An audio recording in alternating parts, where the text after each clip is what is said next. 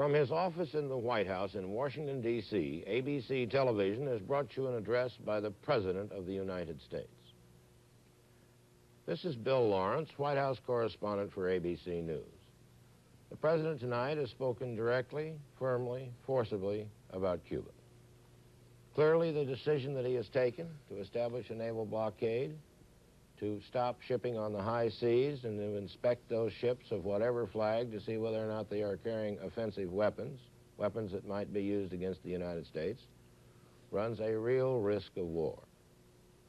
The President has made no effort to conceal this fact from the people of the United States or the people of the world. He regrets the necessity for making it, but he sees that we cannot longer avoid it. As he said himself, we will not prematurely or unnecessarily risk the costs of worldwide nuclear war, in which even the fruits of war would be ashes in our mouth, but neither will we shrink from that risk at any time. Now it remains to see what the Soviet response will be. There is in this speech both a declaration of firm intent, but also an indication of willingness to parley. Clearly, there is every opportunity here, if Mr. Khrushchev wishes to accept the President's words, for him to arrange another meeting. The President, in effect, has said he would be glad to talk in any forum about these problems, about removing these threats caused by Soviet plans to build up Cuba into an aggressive base. This might come when Mr. Khrushchev comes, as he has indicated he may anyway, to the United Nations next month. But in the meantime, there may well be explosive incidents on the high seas, especially if we try to interfere with an armed Soviet ship bringing missiles or other offensive weapons to Castro's Cuba. With me in the studio here tonight is my colleague, ABC's diplomatic correspondent, John Scali. John, what was your reaction to what the President had to say tonight? Well, Bill, I thought it was a grim speech, one of major and historic proportions. Two things that I noted. The President spoke of missile sites, but at no point, as I followed his speech, did he say that the actual missiles were already in Cuba. Perhaps this was a deliberate vagueness on his part. Perhaps it's a sign that they have not yet arrived. Point number two, he has called specifically for the dismantling or the elimination of these bases and withdrawal of all offensive weapons in Cuba under the supervision of United Nations observers. We all know that in the past, the Soviet Union and the communists generally have had a big allergy to anything like inspection by the UN or any outsiders. So this clearly is a demand which will be very difficult for the Soviet Union to accept. John, you were at the State Department this afternoon, late this evening rather, when the Soviet ambassador, Mr. Dobrynin, went in, had a 25-minute talk with Secretary Rusk, and then left. Yeah. Did you draw any impressions from his manner or his mood or his speech as to what his reaction might be? Well, Ambassador Dobrynin clearly was very nervous. He told us only that he would report immediately to his government. He turned aside all questions, including questions about whether the Soviet Union had sent weapons to Cuba which were offensive in character. He said that he had been notified of the need to come to the State Department while he was at the airport in New York after having said goodbye to Andrei Gromyko, who left earlier today. As I say, the ambassador, who usually has an opportunity and the inclination to joke and laugh with reporters, this time was very grim, and he clearly had been very deeply impressed by what the Secretary said. In addition to that, the State Department has taken the unusual precaution of briefing virtually all the non-communist ambassadors in the capital tonight. Some 50 to 60 ambassadors were called to the State Department beginning at 6:15. They arrived in waves, in groups of 15 to 20. They included not only American allies, but neutrals and others as well. They were all briefed in advance on what it was that the President was going to speak about tonight.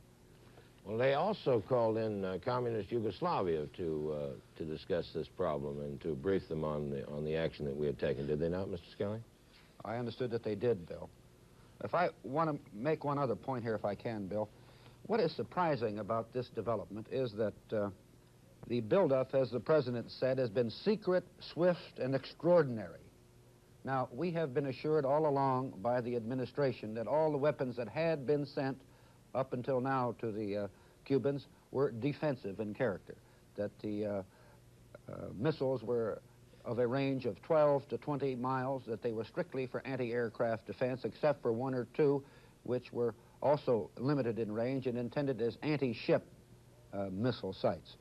So what's involved here is a fantastically swift buildup of the kind that up until now the administration appeared to believe that neither the Russians or the Cubans would risk, because I think it's been fairly clear within the capital that if and when we ever found offensive missile sites in Cuba, the President would consider that it had crossed that line which he had laid down as dictating if and when he should act. So this is clearly a development of the first order, and it helps to explain why all the secret conferences this weekend and why people who normally would talk to reporters were unusually secretive.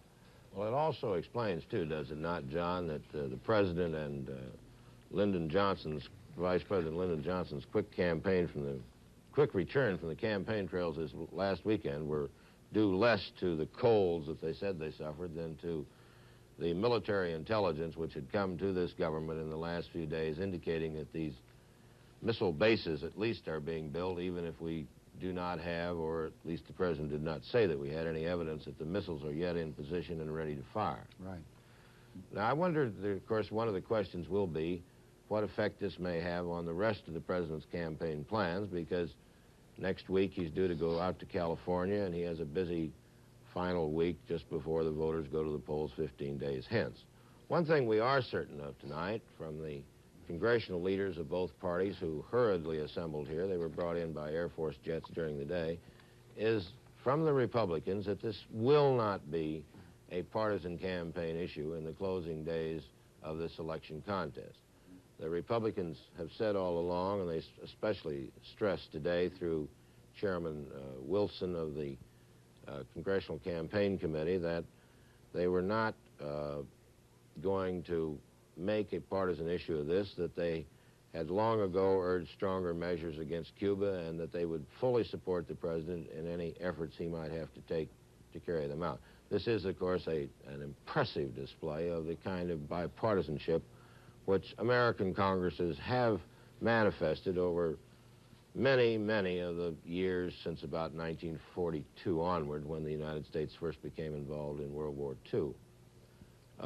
Excuse me, Bill, there's a bulletin that perhaps we should read here. This, acting on orders from President Kennedy, U.S. Ambassador Adlai Stevenson tonight asked for an urgent meeting of the United Nations Security Council to seek the withdrawal of offensive weapons from Cuba.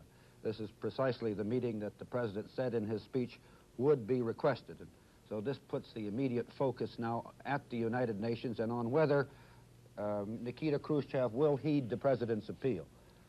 Do you think there's a chance that Khrushchev might advance his schedule and come over more quickly now that this issue has arisen so quickly, so dramatically, and with the possibility of armed conflict on the high seas if we try to interfere with a Soviet ship bound for Cuba? Well, Bill, I wouldn't rule that out, particularly because of point number 3 in the President's speech, which was, "It shall be the policy of this nation to regard any nuclear missile attack launched from Cuba against any nation in the Western Hemisphere as an attack by the Soviet Union on the United States, requiring a full retaliatory response upon the Soviet Union." Now, this is very serious, very important language, and of the kind that Nikita Khrushchev would be most interested in, I would think. Well, this is the massive retaliation doctrine that we've talked about for a long time that is here threatened in case any missiles are fired from Cuba. Is that right? Yes, it is.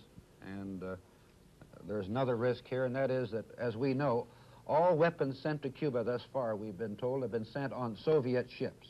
We know that half a dozen Soviet ships have been arriving in Cuba with weapons each week.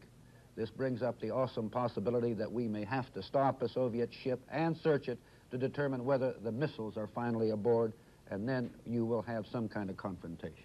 Well, it seems to me that there are also possibilities of some problems with our allies who have been using their shipping to move goods to Cuba. How can we be certain that missiles are not aboard if we do not stop all shipping headed towards Cuba to at least make an inquiry about the nature of the cargo? But, of course, that remains to be seen. Well, we brought you this evening a brief commentary at the close of the President's address, and ABC News will be having another special about Mr. Kennedy's address and about the action that was taken tonight. Be sure to watch ABC's news special from 11:10 to 11:30 p.m. Eastern Daylight Time. This is Bill Lawrence, ABC, Washington. This has been a special events presentation of ABC News. Stay tuned for regular and special news programs bringing you international reactions to the President's address. Keep abreast of the news on ABC.